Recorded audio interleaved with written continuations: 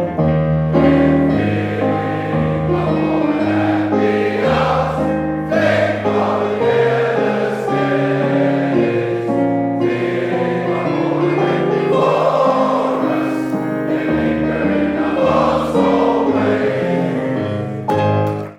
evening, welcome to it. It's another awesome episode of the OMU podcast with your host, Neto Machele. And as usual, we've got another awesome man of Mu that we're going to be talking to tonight.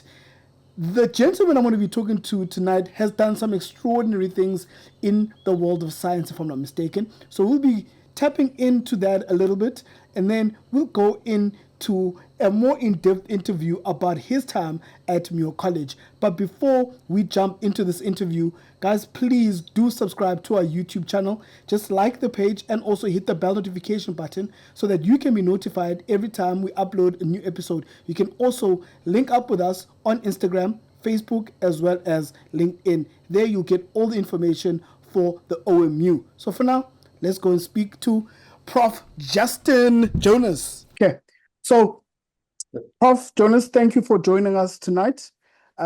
So to kick things off, we're going to keep it very simple, very casual. Can you please briefly tell us about your journey of ending up at Muir College? Yeah, so my parents and I immigrated from the UK in 1965 and settled there in Kariga, in Uitenhage. And initially I actually went to a convent school. My mother was a Catholic, and she thought that I should perhaps benefit from a Catholic education.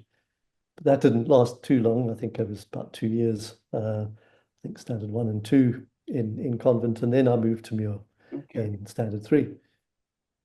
And stayed at Muir until matric.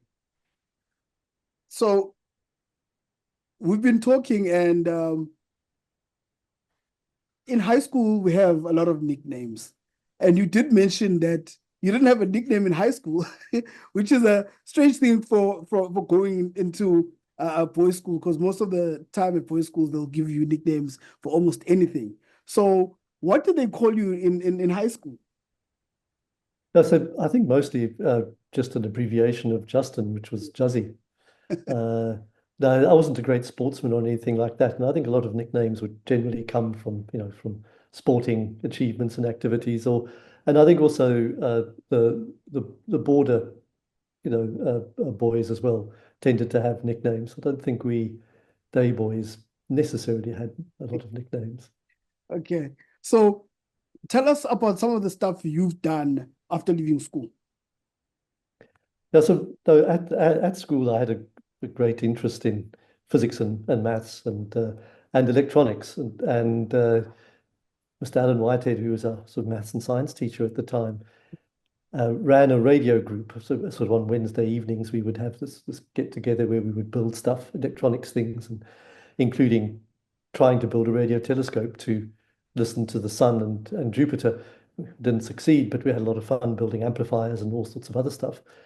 And so that really just grew my interest in what was now called radio astronomy.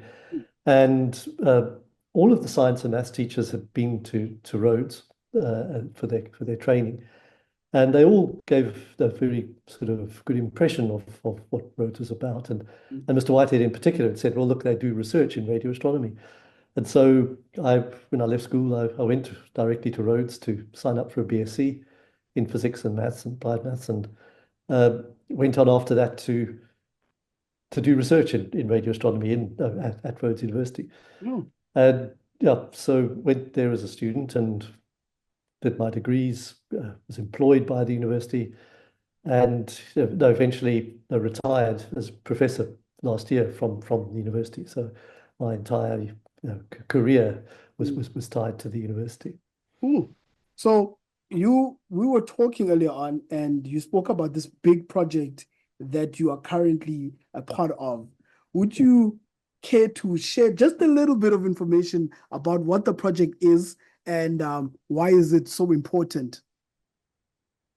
Yeah, so the project is called the Square Kilometre Array. It's an international radio telescope project. So it's a project which aims to build the biggest radio telescope in the world. And in order to do that, you can't do it with a single country. The budget at the moment, I think, is around about 2 billion euros. Mm, And there's no country in the world which can afford that. So it's a conglomeration of about 10 countries at the moment, but there's more and more members growing. And it is to build actually two telescopes, one in South Africa and one in Australia. They're slightly different, well, they're quite different from each other, but they're complementary. And the headquarters of the organization is in the UK. So, I've been very fortunate at school. I was wanting to build radio telescopes, and now I'm involved in the project, which is building the biggest one in the world. So it's been a fantastic journey for me that's to, awesome. to go through there. And in between, I've done a whole lot of other stuff in radio Yeah. astronomy. So. Okay. So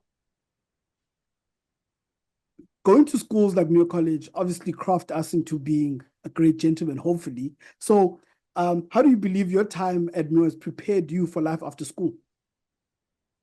Well, obviously, it was then and still is a great academic institution, and so it really did give me the academic foundations that were needed.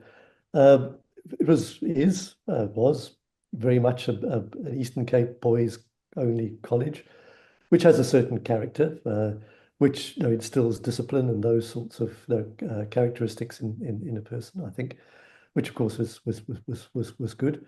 Um, but I think it was product of the times as well as the school to develop self-resilience Mm, I think, in us and say me in particular, uh, learned to depend on myself for whatever I needed to do. mm, mm. I think that was very, very valuable experience that came out of that. Yeah. Okay. So you've achieved quite a lot in the field of science. What is possibly the greatest achievement or the best achievement that you've had to date? Yeah. No, an easy answer would be to say, to be working on one of the biggest science experiments in the world, Yeah. today, especially, post-retirement, post-retirement from the university. I'm still working full-time for the SKA. Mm, And I mean that is, every day I sort of have to remind myself, how fortunate I've been. yes. But I think,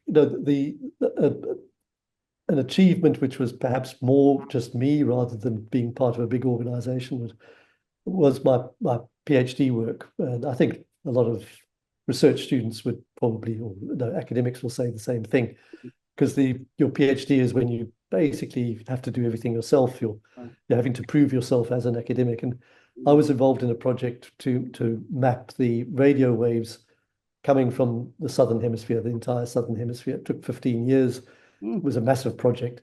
It involved my students as well. I was able to train students during that time as well. So no, the outcome was a really good sort of piece of science that stood the test of time. It's a piece of work that was difficult to do. It doesn't get done very often, and the it's still used today. It's still being referred to today. It was sort of one of those things and I think it was also a a piece of work which perhaps persuaded the rest of the world that South Africa was capable of doing radio astronomy yeah. and being a host for the SKA. So it was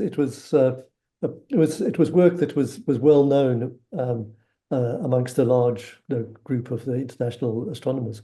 And there was a very small group of us who were responsible for producing that work. Yeah. And I think that did give the rest of the world quite a lot of confidence in us as a host for the big telescope.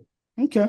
So have you attended any reunions? I know reunions tend to be a big show for meeting old friends, maybe some old teachers if they're still alive.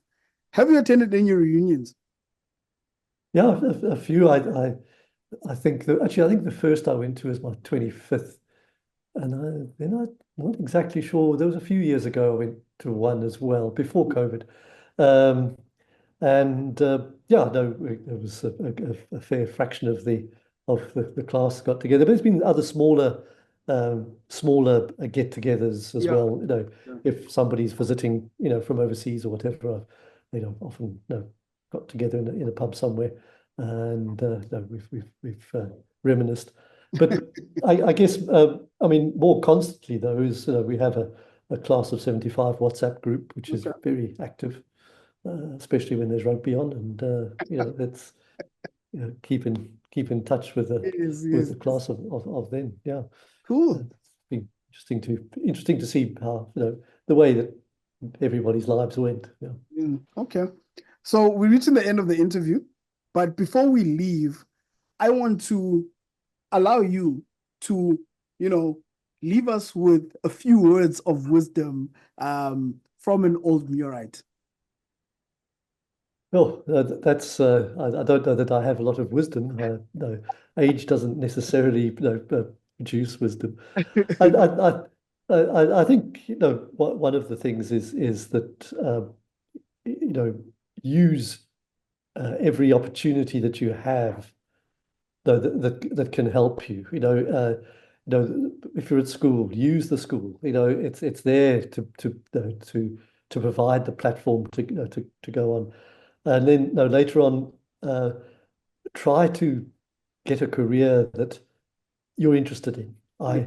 I've been extremely fortunate to have worked my entire career in something where there's been something interesting every day, just about, you know.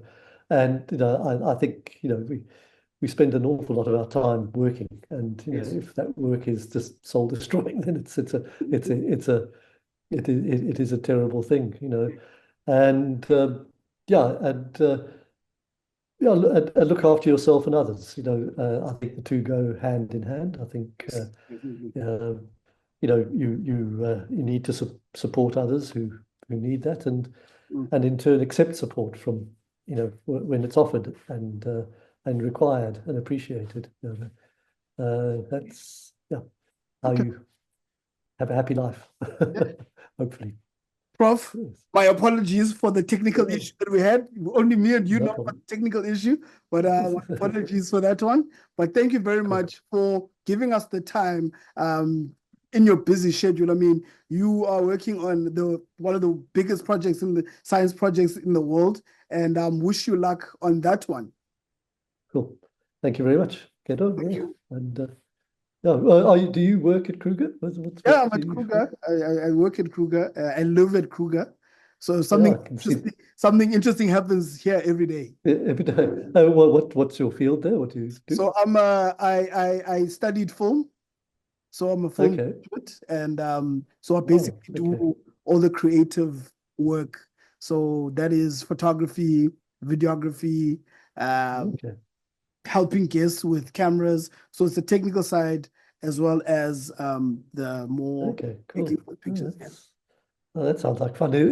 What river is that behind you there? Is The that Sabi. Sabi? Yeah. Sabi. I thought it was a Sabi. Okay. Yeah. Well, enjoy. Okay. Thank you, sir. Uh, right. Thank you. Thank you. Right. Cheers. Right. All right, guys. That was Professor Justin Jonas over there. And yeah, man, very, very interesting work that he's doing in the field of science. And we wish him the best. Now we have to go. And please, guys, please do not forget to hook up with us or to contact us on our social media pages. That is on Facebook, that is on LinkedIn, as well as on Instagram. That's where you can find us, the OMU or the Old Murite Union. You can also follow, like, and subscribe our YouTube channel. Then you'll be notified that when we have or when we upload new episodes of the OMU podcast, just hit the bell notification and then you'll be notified of the episode. So we're going to go now. Nek Pluribus Impar, everybody. I'll see you on the next episode of the OMU podcast. Cheers.